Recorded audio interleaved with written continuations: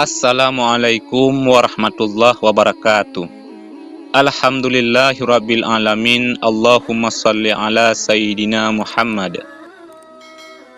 Sahabat beriman yang dirahmati oleh Allah, Islam telah mengatur segala hal dengan jelas yang kesemuanya sudah tertuang dalam ayat-ayat Al-Quran maupun hadis-hadis sahih. Begitu juga aturan tentang kewajiban orang tua kepada anaknya yang sudah menikah, hak anak terhadap orang tua, dan perintah supaya anak terus berbakti kepada orang tua hingga akhir hayat.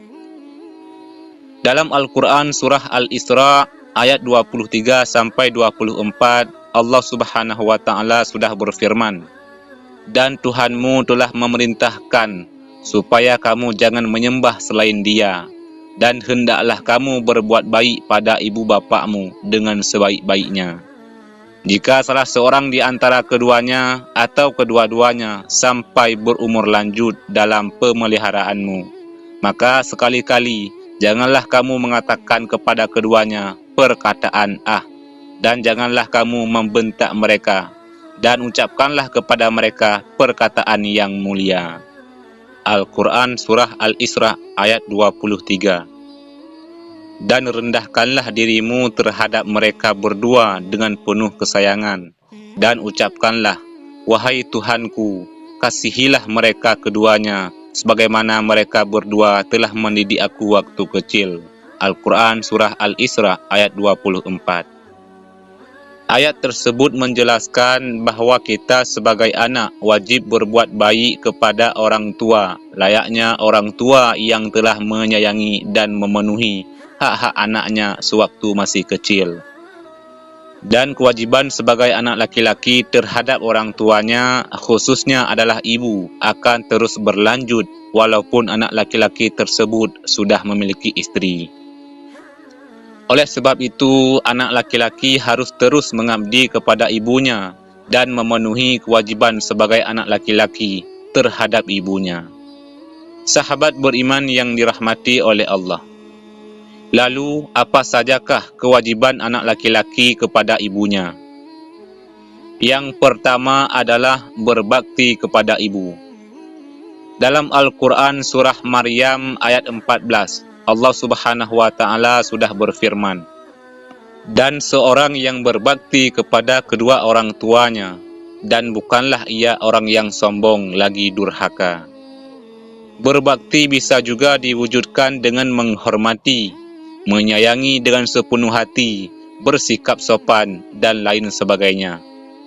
Namun kebanyakan yang terjadi saat ini adalah seorang laki-laki yang telah menikah seringkali mengesampingkan bahkan melupakan ibunya hanya karena sudah memiliki keluarga sendiri.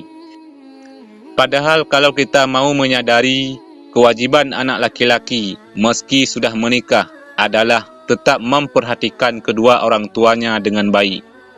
Apabila hal ini terabaikan, maka insya-Allah Allah Subhanahu wa Ta'ala akan memberikan peringatan kepada kita. Oleh sebab itu, janganlah mengabaikan kewajiban sebagai anak laki-laki kepada orang tuanya, supaya ridha Allah selalu menyertai keluarga saudaraku semuanya. Kemudian yang kedua, bersikap adil terhadap nafkah ibu dan istri. Hal yang satu ini seringkali menjadi pemicu konflik dalam keluarga, dan mungkin masih menjadi pertanyaan besar dalam benak kita semua. Dalam ajaran agama Islam, seorang suami diwajibkan untuk menafkahi istri secara lahiriah dan batiniah. Dan apabila kebutuhan pokok keluarga sudah tercukupi, seorang suami haruslah memenuhi kebutuhan ibunya juga. Meskipun sangat jarang kita temui orang tua meminta kepada anaknya perihal kebutuhan hidupnya, selama orang tua kita masih bisa berusaha sendiri. Diriwayatkan dari Aisyah radhiyallahu anha, beliau bertanya kepada Rasulullah sallallahu alaihi wasallam, "Siapakah yang berhak terhadap seorang wanita?" Rasulullah menjawab, "Suaminya apabila sudah menikah." Aisyah bertanya lagi, "Siapakah yang berhak terhadap seorang laki-laki?" Rasulullah menjawab, ibunya. Hadis riwayat Muslim. Jika seorang istri melarang suaminya memberikan nafkah kepada orang tuanya, maka suami istri tersebut bisa dikatakan berdosa. Namun apabila seorang istri turut merelakan sedikit rezeki suami untuk ibunya, maka insya-Allah Allah Subhanahu wa taala akan menambah rezeki dari suaminya. Namun yang perlu diperhatikan adalah di saat kebutuhan nafkah keluarganya sudah tercukupi. Lalu yang ketiga, merawat dengan baik. Dalam Al-Quran surah Luqman ayat 14, Allah Subhanahu wa taala berfirman, "Dan kami perintahkan kepada manusia berbuat baik kepada dua orang, ibu bapaknya.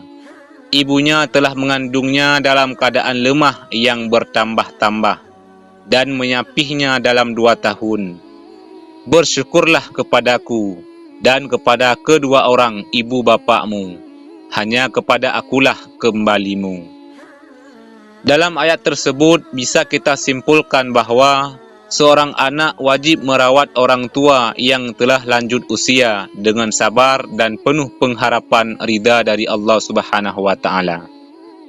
Akan tetapi masih banyak kita menemui di saat tubuh orang tua kita sudah mulai menua, ingatannya tidak setajam waktu muda, dan kondisi tubuh yang mulai lemah.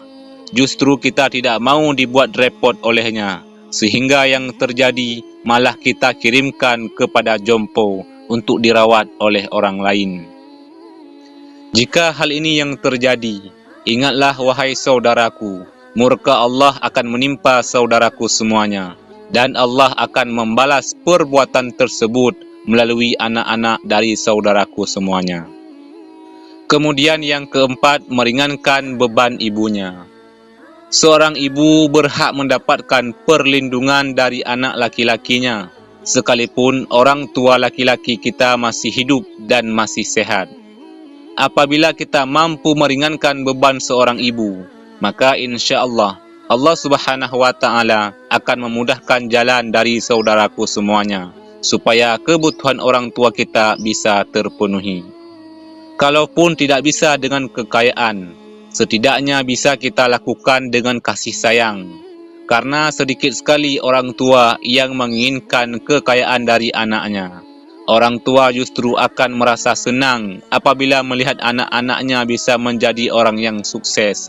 Sukses dalam bekerja dan sukses dalam agama. Lalu yang kelima, selalu menjaga perasaan ibu. Dari Abdullah bin Amru radhiyallahu anhu, ia berkata, Rasulullah sallallahu alaihi wasallam pernah bersabda, "Ridha Allah tergantung pada orang tua dan murka Allah tergantung pada murka orang tua." Hadis riwayat At-Tirmizi dan Al-Hakim. Dikala kondisi orang tua sudah tidak muda lagi, seorang anak hendaknya selalu menjaga perasaan orang tuanya, terutama perasaan seorang ibu. Meski kita dalam kondisi tidak baik sekalipun, sebisa mungkin tunjukkanlah senyum terindah saat bertemu orang tua kita. Hal ini semata-mata kita lakukan hanyalah untuk menenteramkan hatinya.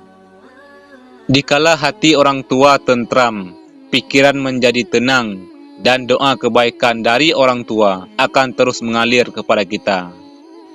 Kalaupun itu menjadi senyum terakhir yang bisa kita berikan kepada orang tua kita, setidaknya kita tidak memberikan beban kepada orang tua kita saat hendak menghadap kepada Sang Pencipta, Allah Subhanahu wa taala.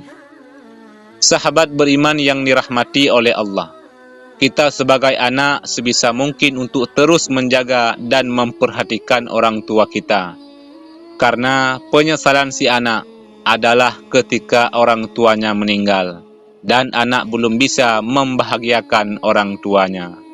Semoga Allah Subhanahu wa taala selalu melindungi dan menjaga kedua orang tua kita seperti mereka menjaga kita di waktu kecil. Amin ya rabbal alamin. Wallahu a'lam bissawab. Demikian yang bisa kami bagikan, mudah-mudahan ada manfaatnya. Wassalamualaikum warahmatullahi wabarakatuh.